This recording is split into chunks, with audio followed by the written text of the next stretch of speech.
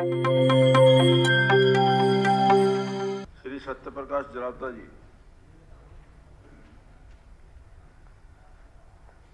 धन्यवाद माननीय स्पीकर महोदय, आपने मुझे इस बेहतरीन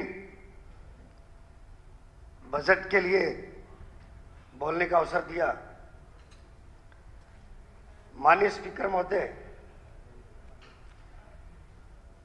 ये बजट एक तरफ जहां कल्याणकारी है, वहीं दूसरी तरफ पूरे विकास का खाका, पूरे इंफ्रास्ट्रक्चर के डेवलपमेंट के ऊपर, पूरे नौजवानों के रोजगार के लिए, उनके प्रशिक्षण के लिए आधारित है।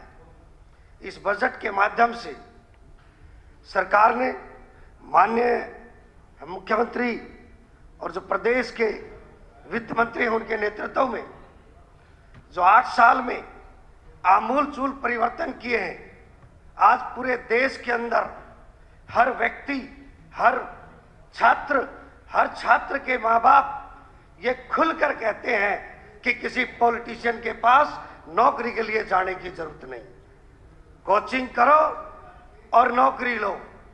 अब भाई भतीजावाद जड़ से खत्म है, भ्रष्टाचार जड़ से खत्म है। अगर कोई भी एक व्यक्ति आज प्रदेश के अंदर ये दावा नहीं कर सकता कि मैं फला व्यक्ति को नौकरी लगा दूंगा, ये माननीय मनोहर लाल जी की देन है, जिन्होंने 8 साल के अंदर एक सिस्टम बनाकर, एक पारदर्शी व्यवस्था लाकर एक आमूल-चूल परिवर्तन किया है। और आज ये पूरे देश के अंदर एक ऐसा पहला राज्य है जिसकी आधी आबादी को चिरायु योजना के अंतर्गत उनके स्वास्थ्य का ध्यान रखा गया है। माननीय स्पीकर महोदय,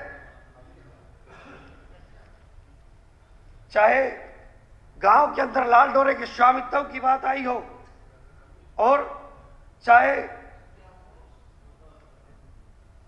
नौजवानों के कोचिंग की, अगर मैं पर्टिकुलर नौजवानों के लिए बात करूं तो इस बजट के अंदर 10,000 करोड़ रुपए सिर्फ मेडिकल कॉलेज के लिए, जिसे 1350 के लगभग अलग डॉक्टर हमारे तैयार होंगे।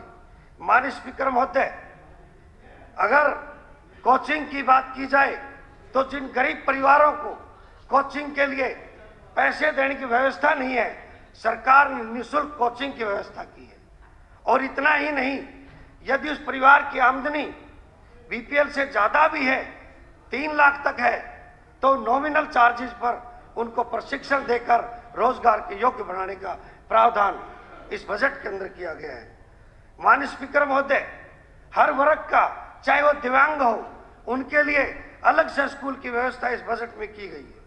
हमारे प्ले स्कूल, जिनको एक किस्म से एक नेग्लेक्ट थे, 4000 आंगनवाड़ी केंद्रों को बेहतरीन प्ले स्कूल बनाने के लिए इस बजट के अंदर प्रावधान किया गया है। 2 लाख युवाओं को, माननीय स्पीकर महोदय, 2 लाख युवाओं को कौशल विकास केंद्र के माध्यम से प्रशिक्षण करके देश ही नहीं विदेश के अंदर फॉरेन लैंग्वेज का प्रशिक्षण देकर बाहर भेजने और देश में रोजगार दिलाने के लिए दृढ़ संकल्प इस बजट के अंदर लिया गया है।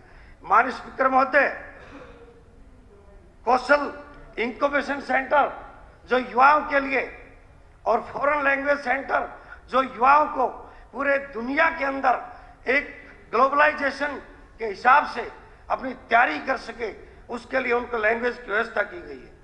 माननीय स्पीकर महोदय, पहली बार 8 साल के जैसे आंकड़ा बताया, इस 1 साल में ही 65,000 भर्तियां जो रेगुलर भर्तियां हैं उनके लिए प्रयास, और उनके लिए, और अभी 32,000 की तो अभी वैकेंसी भी निकाल दी है। माननीय स्पीकर महोदय, 5,000 युवाओं को कौशल विकास केंद्र के अंदर स्पेशलाइजेशन एक ट्रेनिंग देकर उनको प्रशिक्षित किया जा रहा है। नर्सिंग कॉलेज खोलकर ये मेरा पूरा का पूरा जो एक छोटा सा हिस्सा है जो बेरोजगार शिक्षा और युवाओं के लिए है, पूरा किसान के लिए हमारे बड़े भाई आदरणीय विधायक जी ने जैसे बताया जब बात आ रही है डाटा की कि प्रदेश के अंदर इतने लाख करोड़ बजट हो गया, जब परिवार की आमदनी बढ़ेगी और जब इंफ्रास्ट्रक्चर डेवलपमेंट होगा, जब कल्याणकारी योजनाएं आएगी, तो निश्चित तौर पर कैपिटा इनकम जब 8 साल में डबल को क्रॉस होगी, तो निश्चित तौर पर हमारे इस बजट की सीमा जो हम 33% तक ले सकते थे, उसके अंदर अभी मात्र 25.78% है। ये आंकड़े जो अभी मैं सुन रहा था कि किस तरीके से एक आमूलचूल परिवर्तन पूरी व्यवस्था के अंदर किया गया है।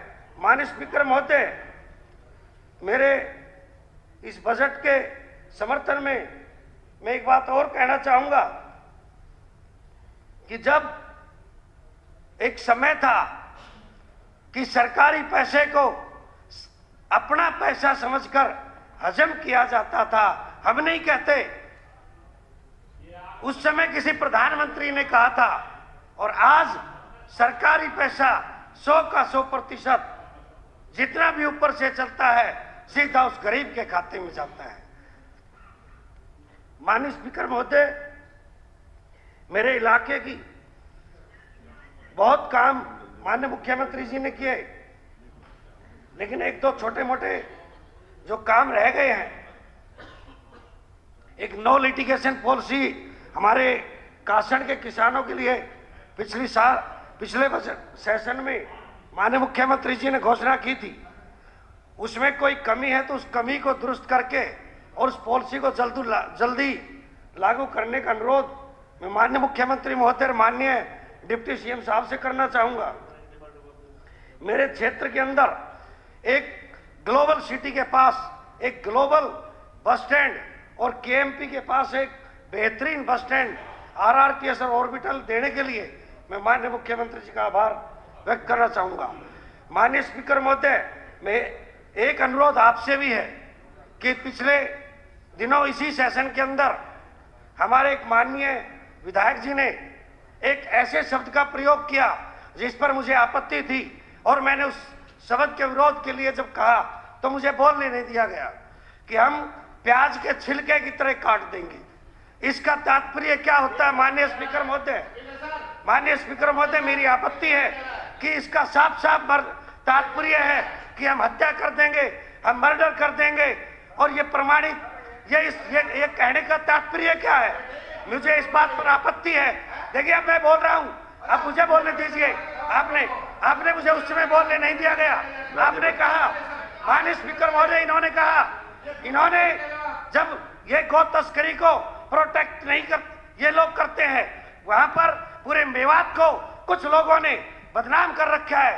वहां के लोग इतने अच्छे हैं, लेकिन अपनी तुच्छ राजनीति के कारण वहां पर घृणा फैलाने और नफरत फैलाने का काम करते हैं। इन्होंने इस भाषा का प्रयोग किया, पूरे हरियाणा के लोगों को उस बात पर आपत्ति है। ये मेरा अनुरोध है आपसे, जो इन्होंने शब्द का प्रयोग किया वो शब्द निकाला जाए। आपका बहुत बहुत धन्यवाद, बहुत बहुत आभार।